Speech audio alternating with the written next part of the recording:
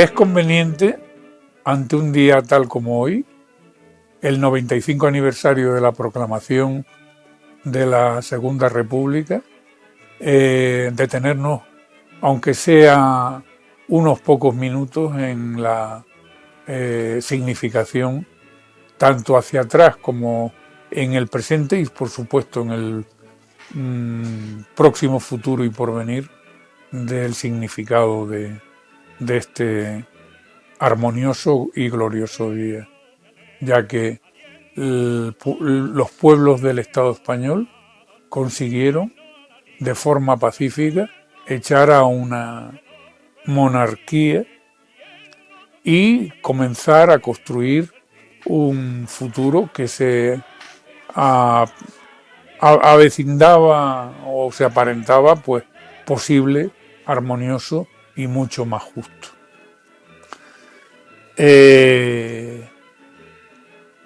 La experiencia de la Segunda República es una experiencia pues muy controvertida. Es un periodo muy de confrontación social.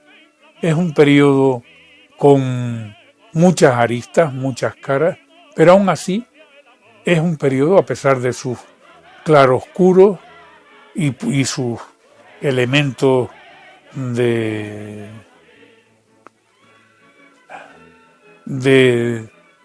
negatividad, que los tiene y muchos, ¿no? Pero es una cuestión mucho más,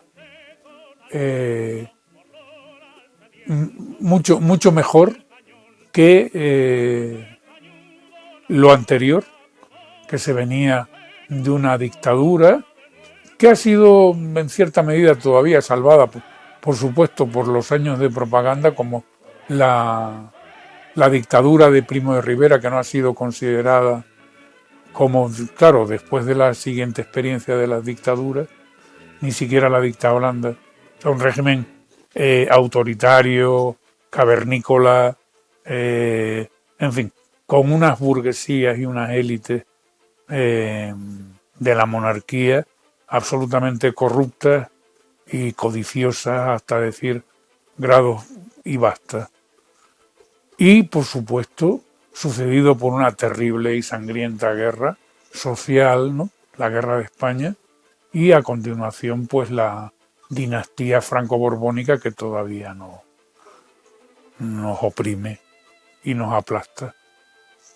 Entonces, en este sentido, echar una mirada hacia lo que fue, pero sobre todo los valores y del elemento ético republicano, la defensa de la democracia y la defensa de que la mayoría, o sea, el pueblo, los pueblos, tienen derecho a decidir y a hacer, pues sin intereses de minoría, intereses creados, a dirigir su futuro. Eso es lo que significa la república para los republicanos, para algunos de los republicanos. No es un fin en sí mismo, sino que es un tránsito. Hay que entenderla como un tránsito, la república. El hecho republicano, el ponernos de acuerdo, la inmensa mayoría de los habitantes de esto que se llama Estado español, en la defensa de un régimen en donde haya un comportamiento pues democrático en todos los sentidos y la eliminación de los principales privilegios de las élites que siguen manteniéndolos y siguen defendiéndolos a costa de lo que sea. Y a costa de lo que sea, en el caso de Canarias, no es tanto de sus habitantes y su territorio, que es lo que ha manejado históricamente las élites y la oligarquía canaria. Aquí. Así que hoy, 14 de abril del año 2026, ¡viva la República! Ahora, Ramiro, a mí me gustaría preguntarte, ¿por qué en su momento la República no funcionó? ¿O qué fue lo que pasó para que estemos celebrando algo que cumple 96 años? 95. ¿95? Hombre,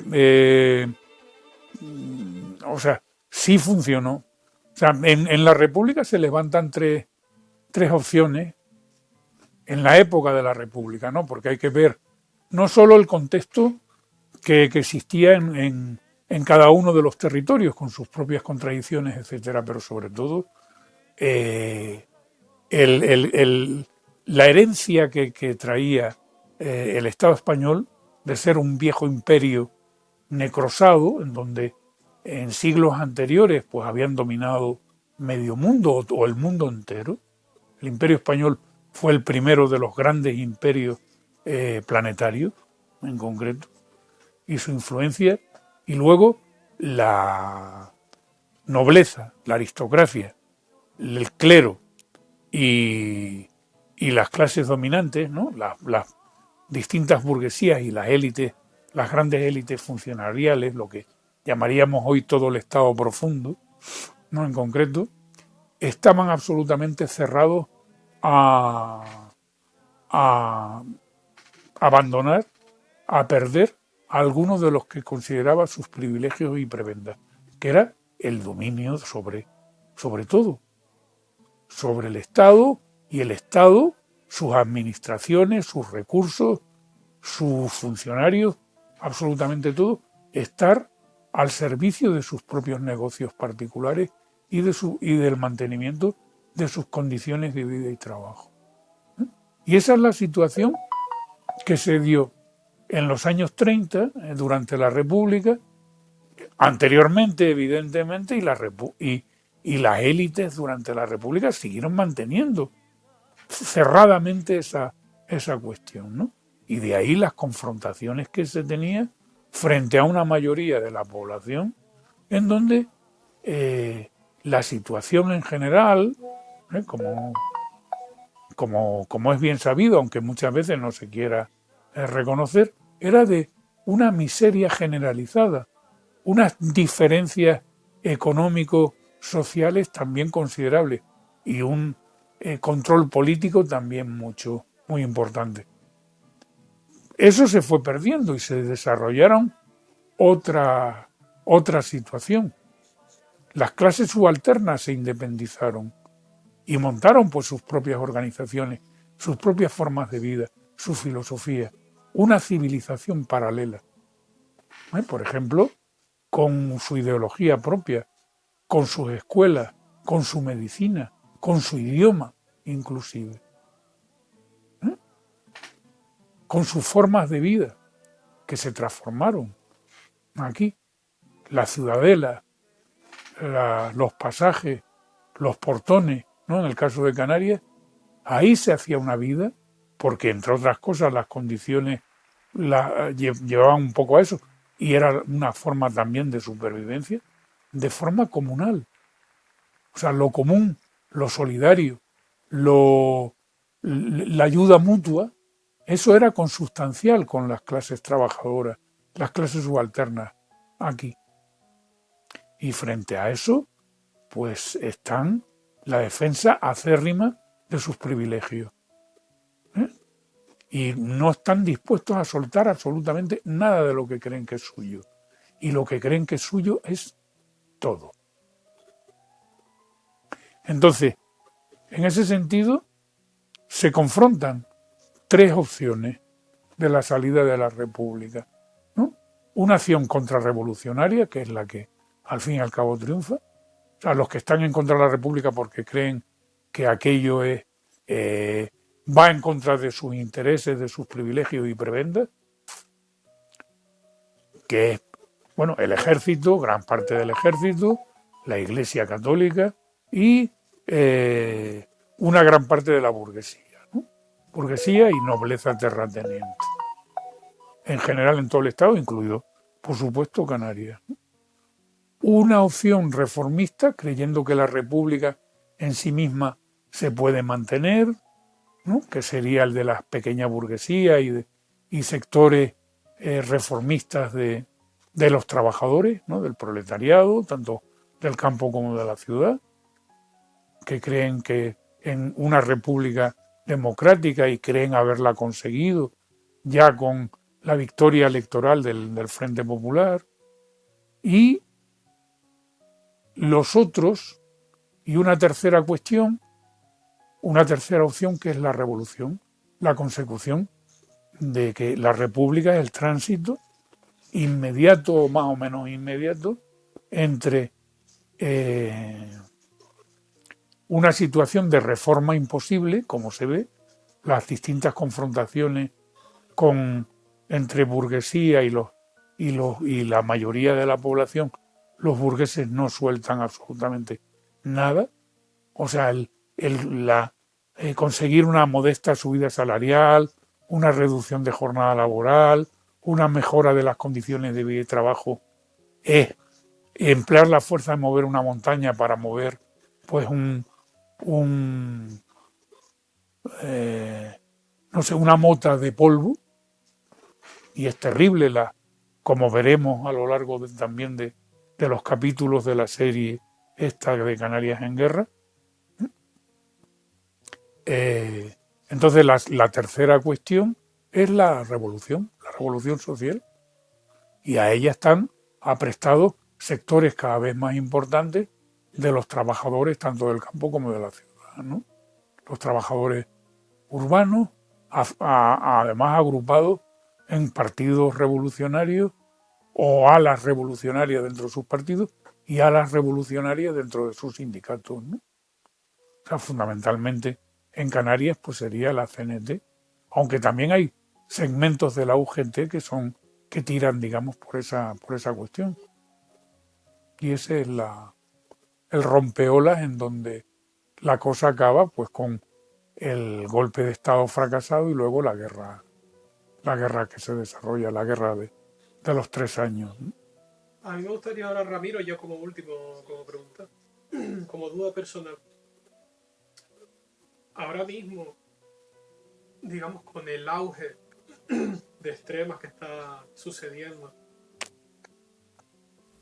con la desinformación, ya no solo en redes sociales, sino en prensa, en televisión, radio, además, la masividad de noticias de una forma, no sé expresarlo, pero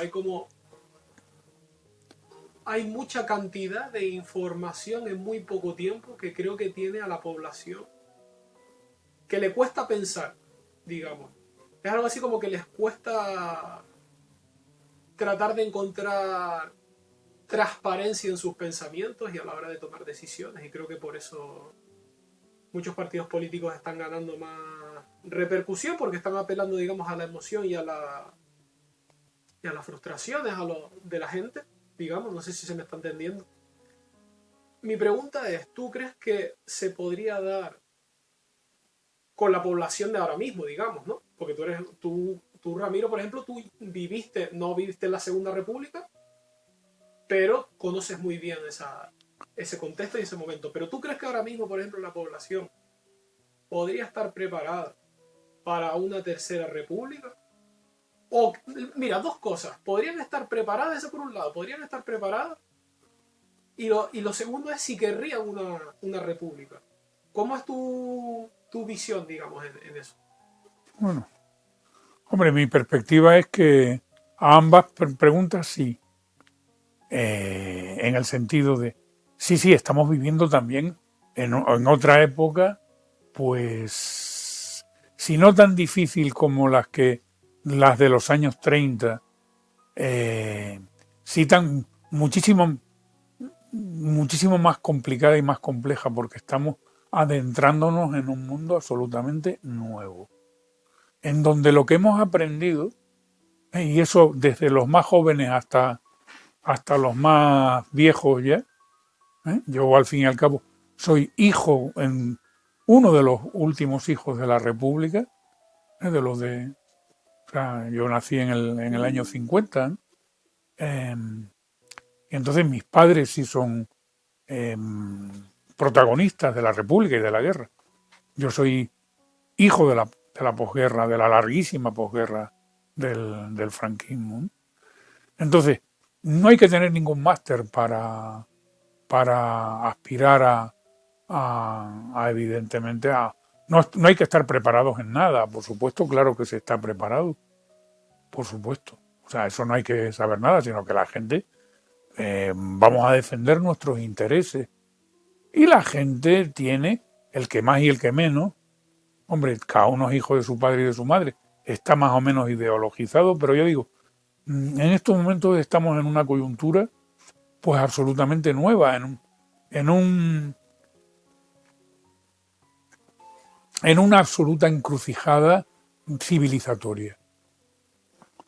O sea, estamos asistiendo a la caída de un imperio y lo que ello significa, y ese imperio armado hasta los dientes, corcomido también hasta los dientes, y como hemos visto, con una actuación, digamos, sin tapujos ya, de suma rudeza, crudeza y crueldad infinita, ¿no? Sin tener en cuenta ninguna de las prevenciones de tipo social, de tipo moral o de tipo jurídico. Eso por un lado. Y por otro lado, es normal, o sea, no solo es el conjunto de la población que estamos absolutamente abrumados, desbordados por estos cambios. Y uno de los cambios es la apabullante lluvia de supuestas noticias capitales, ¿no? Cada media hora se están produciendo noticias que parece que te va a cambiar pues la vida, el mundo, etcétera. Vivimos en una coyuntura pues muy precaria, ¿no? Muy de no saber qué es lo que va a pasar pues al día siguiente. Y esa es una situación pues muy difícil de controlar y de combatir, pero yo confío en que, vamos, y las muestras que la gente en general en un momento determinado pone pie en pared, o sea, se arrima contra la pared y comienza a defender sus verdaderos intereses. Y está dando, pasos muy contradictorios en ese sentido, ¿no? O sea, es cierto que estamos barridos por una ola en donde al parecer hay un auge de la extrema derecha y de las extremas derechas y tal. Bueno, eso se produce de forma muy desigual. Yo creo que en el Estado español no es así, por diversas razones. O sea, la extrema derecha evidentemente ha estado ahí siempre, ya que lo que nos gobierna es una monarquía franco-borbónica. Y el ADN franquista, el ADN dictatorial, el ADN ultraderechista, no se lo ha quitado nadie. A pesar de que haya pues un bipartidismo y que unos pues vayan de progre y los otros vayan de tal, en lo fundamental, pues todos están de acuerdo, la monarquía y sus instituciones, en la defensa de sus privilegios y de sus prebendas al fin y al cabo, ¿no? Y la población pues está viendo ha hecho ensayos, hicimos ensayos, ¿no? No hace apenas 10 años hicimos el ensayo del 15M, ¿eh? Y el ensayo de Podemos. Y Podemos entró, y la idea de Podemos entró por las ventanas o por las gateras en los barrios en donde parecía que no entraba nadie jamás nunca, ¿no? Entraron ahora en los medios de entrada que se utilizaron hace apenas 10 años, que fueron las televisiones privadas, curiosamente, ahora ya eso ya no se puede utilizar, porque las televisiones privadas, la inmensa mayoría de la población ni siquiera las ve. O sea, ya los medios de comunicación entre la población, que utiliza la población, son muy otros, pues algo hará. De todas formas, a pesar de eso, aquí los partidos de extrema derecha y la ideología de extrema derecha está constreñido pues a un 18 o un 20%. Siempre lo tuvieron. Tuvieron mucho más que eso. Y por lo tanto, yo creo que sí, que avanzaremos. No sé cuánto tardaremos, evidentemente. O sea, porque, y ya termino con esto, este régimen es un régimen en precario siempre. cualquier cosa les asusta, cualquier cosa los pone a temblar. No se lo acaban de creer y tienen que estarse autoafirmando y legitimándose permanentemente, porque saben que están en falso. Tienen figuras como el Chabacano I, ¿no? O sea, Juan Carlos. Luego tienen el Felipe, Felipe y su mujer han tenido que montar toda una leyenda, en fin, de honradez, de gente tal, y todo el mundo sabe pues lo que son, lo que representan, que cagan y mean como todo el mundo, ¿no? Y ahora pues nos quieren hacer ya la nueva leyenda para perpetuar, digamos, la estirpe, etcétera, de la jovencita sargento, ¿no? Militar, Leonor militar de primera. Y acabo con esto. Nuestros sentimientos no. Cubrir, tapar lo que fue nuestra realidad. Morir en pie, que menos nos podemos brindar. Gente que luchó por otra convivencia, dialogando y sin imposición. Todo para conseguir conciencias libres. A llamar.